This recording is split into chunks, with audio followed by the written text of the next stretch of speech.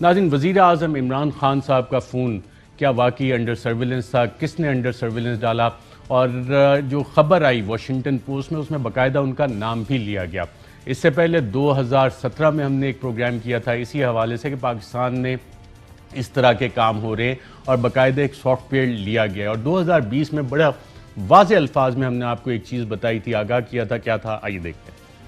Programme میں یہ جاننے کی کوشش کریں گے کہ کیا ملک کی جو اہم ترین شخصیات ہیں، جس میں ملک کے صدر مملکت، ملک کے وزیر اعظم، کابینہ کے ممبران اور دیگر اہم ترین شخصیات ہیں اس ملک کی، کیا ان کا ڈیٹا سیکیور ہے، پروٹیکٹڈ ہے؟ کیا ان کے فون سیٹس جو ہیں وہ ہیک نہیں ہو سکتے یا ہیک ہونے کی صلاحیت ان میں ہے؟ اور اس کے لیے کوئی اقدامات لیے جا رہے ہیں کہ نہیں لیے جا رہے؟ اگر ان ساروں کا ڈیٹا محفوظ نہیں ہے تو کیا پاکستان کے شہریوں کا جو ڈیٹا ہے وہ محفوظ ہوگا؟ جی ناظرین، آپ نے دیکھا، فہد صاحب آپ سے جاننا چاہوں گا، اس سٹوری میں اسٹیٹ آن اسٹیٹ ایسپیوناج کا بھی ذکر ہے۔ پاکستان نے تو اطلاعات آئی تھی کہ کچھ اس طرح کے سافٹ ویئر لیے ہیں، تو کیا پاکستان حکومت کو یہ تحقیقات کرنی چاہیے کہ جناب ہم نے کیا واقعی یہ سافٹ ویئر لیا تھا؟ اور اس کو جو کہ ایگریمنٹ ہوتا ہے کہ جی کرائمز اور ٹیررزم کی پریونشن کے لیے، اور وزیر اعظم جب کسی کو آتھرائز کرتے ہیں کہ جناب اس کا فون سرویلنس پہ ڈال دیں، تو یہ دو کلوزز ہیں جس کے تحت آپ ڈال سکتے ہیں۔ عمران خان صاحب کا بھی فون اس پہ ڈال دیا گیا تھا۔ یہ تحقیقات ہونی چاہیے، معاملات سامنے آنے چاہیے، صحافی ہوں، اپوزیشن کے دیگر ارکان ہوں۔ سیریس معاملہ ہے؟ نہیں، دیکھیے اس سے زیادہ سیریس اور کیا ہو سکتا ہے کہ اس طرح کا ایک سافٹ ویئر جس کی اب یہ ریولیشنز آ رہی ہیں، گارڈین نے جو چھاپا ہے کہ بھارت میں بھی کس طرح کی سرویلنس ہوئی ہے، اور پاکستان میں اگر عمران خان صاحب کا فون ہے وہ بھی اگر ہیک ہوا ہے یا اس کی سرویلنس تھی۔ اچھا، اس میں وہ یہ ایگزیکٹلی نہیں لکھا کہ وہ اپوزیشن میں تھے، اس میں یہ لکھا ہوا ہے کہ ان کا بھی ہوا، یعنی وہ تشریح کے لیے اوپن ہے کہ عین ممکن ہے کہ وہ ان کے وزیر اعظم ہوتے ہوئے ہوا، we don't know, once use, بالکل ونس یوز لکھا ہوا ہے۔ لیکن ان ایدر کیس، چاہے وہ ابھی ہوا ہے پہلے ہوا ہے، اس کی جو سنگینی ہے وہ تو کم نہیں ہوتی۔ ایشو یہ دیکھیے ارشد کہ ہمارے یہاں سرویلنس کے حوالے سے کوئی اگر قوانین ہیں تو بڑے لوز قوانین ہیں۔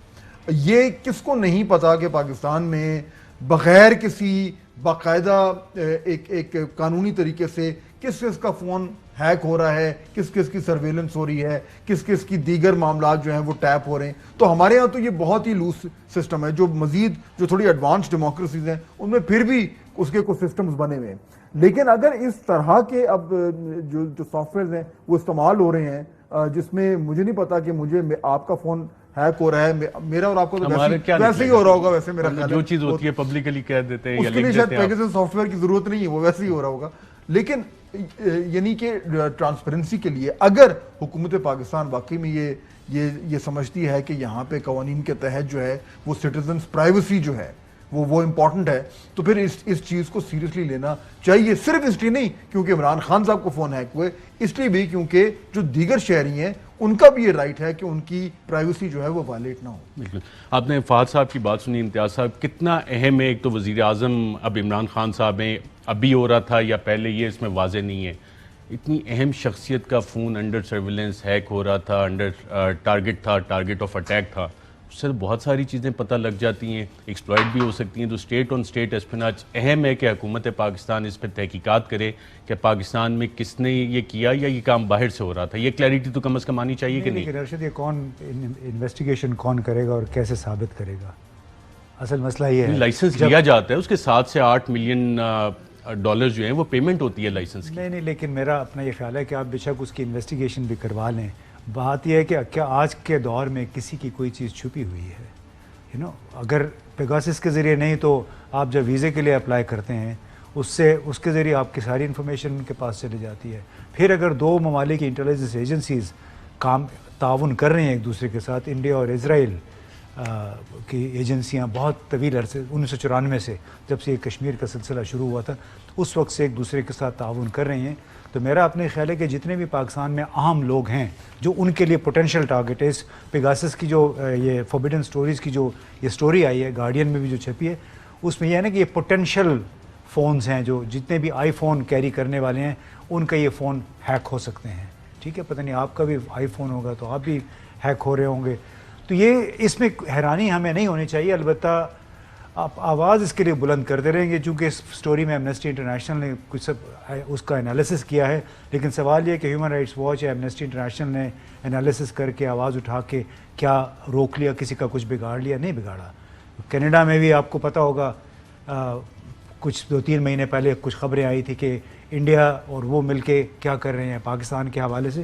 تو میرا خیال اس میں کوئی حیرانگی کی بات نہیں ہے، بس اس کے حوالے سے ہم پروگرام کرتے رہے، بات چیت کرتے رہے. اچھا زید صاحب، مرحوم مشاہد سینیٹر مشاہد اللہ خان نے 2015 میں غالباً BBC کو ایک انٹرویو میں کہا تھا کہ اس وقت کے DGISI لیفٹیننٹ ظہیر الاسلام ان کی ایک کنورسیشن ریکارڈ ہوئی اور وہ ساری چیزیں سامنے بھی آئیں اور پھر سنوائی بھی گئیں، یہ بھی خبریں آئی تھیں، اور اس کے بعد مرحوم مشاہد اللہ صاحب کو نواز شریف صاحب نے ہٹا دیا تھا. یہ اسی کے ذریعے یہ سارے کام ہو رہے تھے یا کہ یہ ڈیفرنٹ چیزیں، یہ تحقیقات نہیں ہوں گی جیسے امتیاز صاحب بھی کہہ رہی ہیں، چلتا رہے گا سلسلہ؟ نہیں دیکھیں، یہ سرویلنس جو ہے یا فون کے جو ہے اوپر سارا جو اس قسم کی جاسوسی وغیرہ ہوتی ہے وہ بہت پرانی چیز ہے، یہ ہوتی رہی ہے. مطلب یہ ہے کہ آج سے نہیں بلکہ 20-25 سال، لیکن ان کے طریقہ کار جو ہوتے تھے بہت ہی مختلف ہوتے تھے.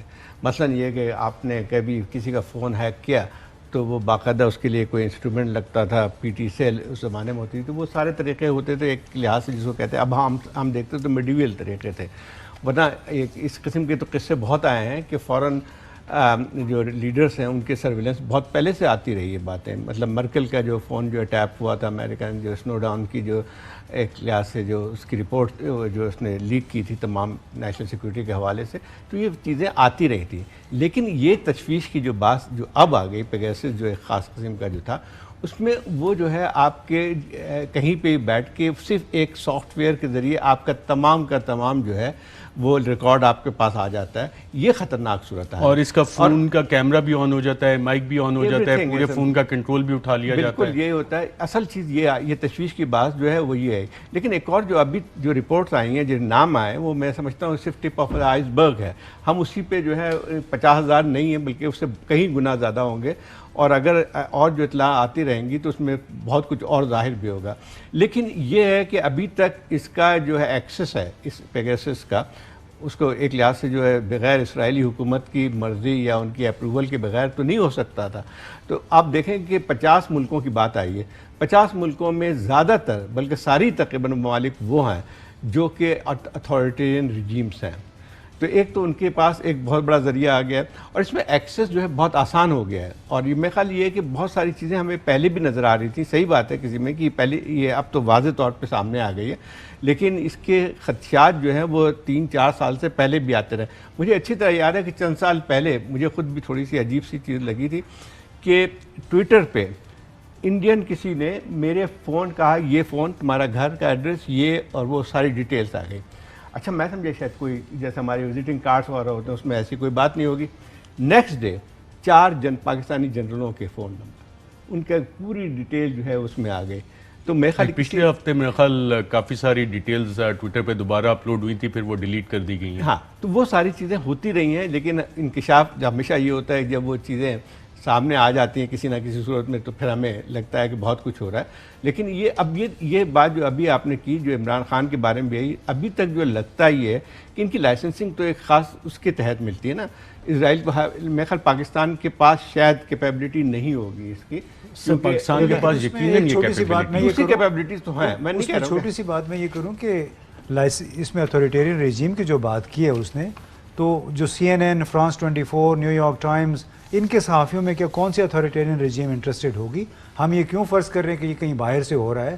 جن لوگوں نے یہ بنائے ہوئے ہیں سافٹ ویئر، جن لوگوں نے یہ ٹیکنالوجی بنائی ہوئی ہے، وہ بھی بہت اس میں انٹرسٹڈ ہے نا، جس کی وجہ سے ہم سب کے، بلکہ میں تو ایک چھوٹی سی مثال یہ دیتا ہوں. لائسنسنگ ہے $7 to $8 million annual cost of license for Pegasus soft where.